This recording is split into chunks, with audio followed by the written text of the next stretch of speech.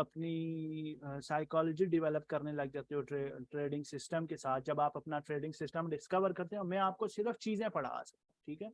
मैं आपको क्रिएटिविटी नहीं सिखा सकता, मैं आपको ये नहीं, मैं आपके जहन में आइडियाज जनरेट नहीं करवा सकता, मैं आपके जहन में होलोग्राम्स ये जो होते हैं ना, परसेप्शन जो विजन होते हैं वो नहीं जनरेट करवा सकता। मैं सिर्फ आपको चीज़ें बता सकता हूँ, ठीक है। कि यहाँ से आपकी, जैसे अभी मैंने ये केले वाला शॉट किया, ठीक है, ये शॉट मैंने यहाँ से क्यों किया, ठीक है, उसके मैं रीजंस आपको बता सकता हूँ। लेकिन मैं ये नहीं बता सकता कि जब चार्ट यहाँ पर था तो मैं क्यों एक्सपेक्ट कर रहा था कि ये नीचे चला जाएगा, मैंने यहाँ पर ऐसा क्या देखा, वो आपको एक्सपीरियंस बता। क्योंकि कॉइन जितना जल्दी पंप होता है उतना जल्दी डंप होने के भी उसके चांसेस होते हैं, और ये आहिस्ता आहिस्ता आप डेवलप करते हो। अभी मैं यहाँ पर एंट्री ले लूँ, ठीक है, यहाँ एंट्री लिया और ये कॉइन नीचे आता है थोड़ा सा, जैसे ये यहाँ पे नीचे आया, ठीक है, ये यहाँ पे मेरी एंट्री है, यहाँ से ये नीचे आके वापस एंट्री दोबारा टच किया, मैं यहाँ पे सेल कर दूं कि नहीं नहीं वो हो, ये तो वापस एंट्री पे स्टॉप लॉस हिट होने वाले। नहीं, मुझे अपनी, जब मैंने ट्रेड लेनी है ना, मैंने दो चीजों के साथ अपना पीस बना लिया, ठीक है। वो दो चीजें क्या है? पहली बात कि जो ट्रेड में मैंने मार्जिन डाला है, I expect that margin to be gone from my wallet. अगर मैंने ट्रेड में $1000 डाले हैं ना, तो मैं ये एक्सपेक्ट करता हूँ ये $1000 लॉस हो। If I come to save that dollars, मैं अगर वो डॉलर्स बचा लेता हूँ, ठीक है, तो वो भी एक प्रॉफिट है मेरे लिए, क्योंकि ट्रेड मैंने ओपन किया ना, ठीक है, वो भी मेरे लिए प्रॉफिट है। और उस प्रॉफिट के ऊपर, उस मेरे इनिशियल मार्जिन के ऊपर जो प्रॉफिट होता है, ये वाली मेंटालिटी रखेंगे ना आप, थोड़ा आपके जो ट्रेडिंग है वो पेशेंस में होगी, आपकी रातों की नींदें हराम नहीं होगी, समझ रहे? क्योंकि मेरी हो चुकी थी शुरू में, इस वजह से मैं नहीं चाहता आप में से किसी की भी, ठीक है। अभी जब हम स्कैल्पर थे, फिर हम इंट्राडे होते हैं, फिर स्विंग होते हैं, फिर लॉन्ग टर्म ट्रेडर में जाते हैं, तो इसमें जो आपका वो होता है ना, लेवरेज टू मार्जिन का जो ग्राफ होता है वो कुछ इस तरीके का नजर आना चाहिए। ये अभी जो मैं एक चार्ट दिखाने लगा हूं ना ऊपर, ये पर्सन टू पर्सन वेरी हो सकता है, ठीक है। कोई बंदा ऐसे भी हो सकता है जो लॉन्ग टर्म की जो ट्रेड है वो 66x से, या लेट से 125x से, या 30x से, या 94x से लॉन्ग कर दे, और उसका पोर्टफोलियो इतना बड़ा है जी कि ट्रेड जितनी मर्जी नीचे जाए वो लिक्विडेट नहीं होगा, ठीक है, हो सकता है ना। लेकिन मैं आपको एक एक बर्दाश्त वाली बात, एक लॉजिकल बात बता रहा हूँ कि जो आप ऐसे कह सकते हैं करने के काबिल है, इस सेंस में बात की जा सकती है, ठीक है, कि काम जो करने के काबिल है, ठीक है, वो इस सेंस में कि आप जब स्कैल्प कर रहे होते हैं ना, आपका लेवरेज समवट बड़ा होता है, लेवरेज जो है वो समवट ज्यादा होता है, लेकिन जो आपकी वो होती है क्या नाम है, लेवरेज जो है आपका समवट ज्यादा होता है, लेकिन जो आपकी आपका मार्जिन होता है वो कम होता है, क्योंकि at the end of the day आपने उसमें ना पोजिशनल जो पोजिशन ट्रेड की जो पोजीशन है ना, कि पोजीशन अमाउंट कितनी है, अगर आपने $100 की पोजीशन अमाउंट खोल लिया ना, तो आप $5 स्कैल्पिंग में $5 डालें और 20x का लेवरेज ले लें, ठीक है, क्योंकि आप स्कैल्प कर रहे हैं ना, $100 के ऊपर स्कैल्प कर। लेकिन अगर आप $100 पर इंट्राडे ट्रेड कर रहे हैं, तो आप 10x का लेवरेज लें और 10x की $10 अपने डालें, ठीक है। अगर आप स्विंग कर रहे हैं, ठीक है, स्विंग में क्यों? क्योंकि चार्ट की वॉलेटिलिटी बहुत ज्यादा हो सकती है ना, आप लेवरेज ड्रॉप करते हैं, ठीक है, सेम चीज यहाँ बनाई, लेवरेज आप ड्रॉप करते हैं।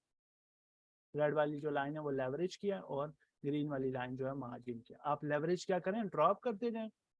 यहाँ पे आपका 520x था, यहाँ पे 10x हुआ, ठीक है, इस रेंज में आके 10x हो गया, यहाँ पे आके आपका लेवरेज जो है वो 5x हो गया, यहाँ पे आके आपका लेवरेज बिल्कुल पोजीशन जो लॉन्ग टर्म, और ये वाली जो पार्ट है ना, this is strictly for spot traders, ठीक है। अब ये स्पॉट के लिए क्यों है वो मैं बताता हूँ, क्योंकि जब आप वो ड्रॉप कर रहे होते हैं ना अपना लेवरेज, एक पॉइंट ऐसा आता है कि आपको 2x लेवरेज भी तंग कर रहा होता है, क्योंकि एक साल के लिए आप लॉन्ग नहीं कर सकते किसी रेट को। ऐसा नहीं है कि एक्सचेंज करने नहीं देती, नहीं, उसमें फीस जो है ना वो इतनी कटती रहती है, कटती रहती है, कटती रहती है, क्योंकि जो आपका कॉइन होता है ना, वो जहाँ से आपने उस कॉइन को पकड़ा है, ठीक है, वो क्या पता 7 महीने ऐसे ऐसे हो फिर वो अपना बुल रन शुरू करे, ठीक है। तो ये जो 7 महीने में हर दिन 7 महीनों में कितने दिन, 210 दिनों में, ठीक है, 210 दिनों के हर दिन 3 बार फीस कट रही है, तो वो आपका पीछे मार्जिन ही नहीं कुछ बचेगा। तो लॉन्ग करना उसको थोड़ा सा अजीब बात कह सकते हैं, ठीक है। लेकिन ये है कि आप जब वो ड्रॉप कर रहे होते हैं ना, फंडिंग फी जिसको कहते हैं, ठीक है, वो बहुत ज्यादा कट रही होती है। तो आप ऐसे करते हैं कि लास्टली जो लॉन्ग टर्म पोजीशन या पोजिशनल ट्रेड होती है ना, अब जैसे मैंने स्विंग खोली हुई है ना, ये स्विंग ट्रेड चल रही है, ये हफ्ता होगा या तो मेरी, या क्योंकि इसकी ट्रेड, ये ट्रेड लगी हुई भी, इसका जो स्टॉप लॉस है ना वो मैंने यहाँ कहीं नीचे मूव कर दिया हुआ है, ठीक है। अब या तो ये नीचे जाके टीपी हिट करेगी या स्टॉप लॉस हिट करेगी। Stop loss is already in profit, ठीक है, तो या में ट्रेड बंद हो जाएगी, बंद होगी या टीपी हिट होगी, स्टॉप लॉस हिट होगा या टीपी हिट होगी, मुझे प्रॉफिट ही मिलेगा। इस वजह से ये जो मेंटल पीस है ना, ये डेवलप करना है आपने, ठीक है, कि जल्दबाजी नहीं करनी, आपने कोशिश करनी है खुद को ना स्विंग ट्रेडर बनाना है या इंट्राडे ट्रेडर बनाना है, ठीक है। इंट्राडे में भी आपको थोड़ी सी तंगी होने लग जाती है, एक पॉइंट आता है कि हाँ जी आप कोशिश करते हैं कि आज $10 $20 $100 बनाना था और वो नहीं बना, तो अगले दिन आप क्या करते हो, $20 $50 या $200 बनाने की कोशिश करते हो, और उस सेंस में फिर आप ज्यादा लेवरेज, ज्यादा ट्रेड, ज्यादा रिस्क लेते हैं और फिर ज्यादा लॉस होता है, ठीक है। ऐसे डेली के टारगेट सेट करते हैं ना अगर, ठीक है, और अगर वो डेली टारगेट्स मीट हो जाते हैं, दैट्स ग्रेट, मीट होने चाहिए। लेकिन अगर डेली के टारगेट मीट नहीं होते तो अगले दिन पर वो टारगेट शिफ्ट ना करें कि कल मैंने $10 नहीं बनाया तो अगले दिन अब मुझे 20 बनाना ही बनाना, अगर आज 20 नहीं बनाना तो अगले दिन मुझे 30 बनाना ही बनाना। ये वाली कहानी नहीं करनी चाहिए, क्योंकि वो फिर आप रिवेंज ट्रेडर बन जाते हो, आप अपने पिछले दिन से बदला ले रहे होते, और फिर रिवेंज ट्रेडर की क्रिप्टो में कोई जगह नहीं, ठीक है। ये चार्ट समझ आ गया सारों को? जल्दी जल्दी, 36 मिनट हो गए लेक्चर को, जल्दी जल्दी टाइप कर। ये चार्ट समझ आ गया? आप लेवरेज ड्रॉप करते रहते हैं, ठीक है। लेवरेज ड्रॉप करने से क्या होता है, आपकी जो वो है, जो फिक्र है ना ट्रेड की, कि जरा सी मूवमेंट से ना आपको जो आपका PNL है वो ज्यादा चेंज नहीं होता, लेवरेज ज्यादा सी जरा सा मूव हो, ठीक है। अब जैसे ये कितना ड्रॉप हुआ है खेले, मैंने ये ट्रेड जो है 5x से शॉर्ट की हुई है, ठीक है, क्योंकि स्विंग है ना 5x किया हुआ है। ये कितना ड्रॉप हुआ है, 17% शॉर्ट ड्रॉप हुआ। अगर मैं इसको 20x करता तो मुझे 340% प्रॉफिट हो रहा था ना, क्यों नहीं किया मैंने? फीस ज्यादा कटती है, मुझे देखनी पड़ती है, हाँ जी ये ना हो इतना ऊपर मूव हो जाए, इतना नीचे मूव हो जाए, ठीक है। ये 5x है ना, ज्यादा प्रॉफिट होना है और लॉस तो हो रहा ही नहीं है अभी, ठीक है। तो वो ट्रेड देखने की जरूरत ही नहीं है मुझे, इसमें पता नहीं अभी मुझे कोई 85 70 80 80 80 85% प्रॉफिट में है ये ट्रेड अभी भी, ठीक है, और अभी भी चल रही है। इसको मैं क्या कर देता हूँ ताकि मुझे याद रहे कि हाँ ये ट्रेड अभी भी चल रही है। एनीवेज, कंटिन्यूइंग ऑन, ये तो हो गया जी चार्टिंग, ये ट्रेडिंग स्टाइल्स हो गए, ठीक है। यहाँ ये आपका लेक्चर हो गया ट्रेडिंग स्टाइल्स वाला। इसके बाद है जी, अब आगे कैंडल्स खुल जाए तो ये क्या है जी, एक कैंडल है, नॉर्मल कैंडल है, ठीक है। ऐसे ही होता है ना, कैंडल इस तरह की बन सकती है ना। अब मैं कैंडल के बारे में, ये कल लास्ट लेक्चर में मैंने बोला था, इस डाटा के बारे में बताऊंगा कि ये डाटा होता क्या। ये एक नॉर्मल कैंडल है, एक और कैंडल ओपन होती है जी। अब ये एक ब्लैक कैंडल है और ये वाइट कैंडल है, वाइट मतलब नीचे जा रहा है कॉइन, ठीक है। वाइट कैंडल है, कैंडल जहां पर लास्ट कैंडल क्लोज होती है वहां से अगली कैंडल ओपन होती है, ऐसी बात है। जहाँ पे लास्ट कैंडल क्लोज होती है वहीं से ही अगली कैंडल ओपन होती है, यहाँ से अगली कैंडल ओपन हुई है। ये कैंडल थोड़ा सा ऊपर ट्रेवल हुआ है, नीचे ट्रेवल हुआ है, फिर ऊपर गई है, नीचे गई है, ऊपर गई है, नीचे गई। ये इसका, ये जो पीछे विक है ना, ये इसका पूरा पाथवे है कि इस रेंज में ये प्राइस मूव हुई, ठीक है। यहाँ तक मैक्सिमम गई है, यहाँ पे मिनिमम गई है, और इस पॉइंट पर आके ये ट्रेड क्लोज होगा, ये कैंडल क्लोज हुई है और अगली कैंडल यहाँ से ओपन हो जाएगी, ऐसे ही है, ठीक हो गया।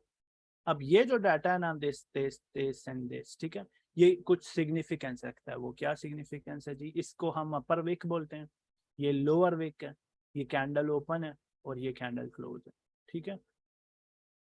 इसको ओ बोलते हैं, ओफर ओपन, ठीक है। ये हाई हो गया, ये लो हो गया और ये क्लोज हो, ठीक है। तो OHLC, ये एक कैंडल के बारे में, ये देखो नंबर्स चेंज हो रहे हैं ना, ये नंबर में ऐसे हॉरिजॉन्टली इस कर्सर मूव करूंगा, जैसे जैसे वर्टिकल लाइन मूव होगी ना, ये वर्टिकल लाइन, ये वाली वर्टिकल लाइन, तो हर कैंडल के बारे में वो इन्फो दिखाई जा रही है। ठीक है, अब ये इन्फो का काम क्या है, ये इन्फो क्यों इस्तेमाल होती है, किस सेंस में इस्तेमाल होती है। ठीक है, अब मेरे ध्यान में ये एग्जांपल आई है तो मैं खोल रहा हूँ।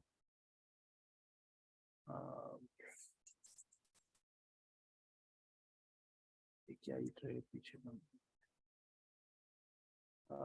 क्या था पूरा भी आई थिंक EMA थी, I'm not sure. I am just going with my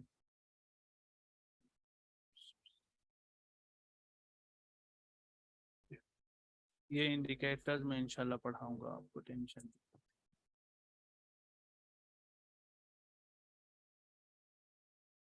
ये देख, ये 50 EMA जो है कहीं करीब करीब से जा रही हो ना, मैं वो लिखा 50 थी आई थिंक, मैंने ये पोस्ट भी की थी डेली, डेली।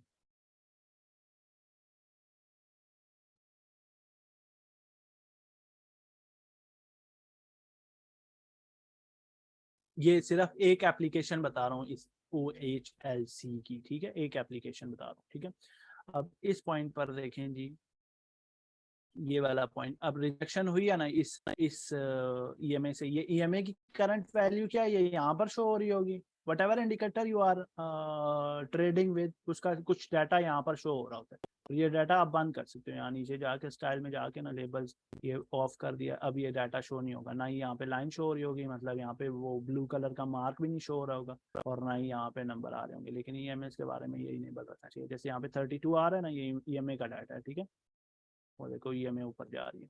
सही है, सही है, सही है, सही है, जिंदा हो। तो ये सिर्फ एक एप्लीकेशन बता रहा हूँ कि इस पॉइंट पर मैंने यहाँ पे कॉइन, यहाँ पे वो रखा हुआ है, कर्सर रखा हुआ है, मैं चेक कर रहा हूँ कि क्या ये ऊपर गई थी कि नहीं गई।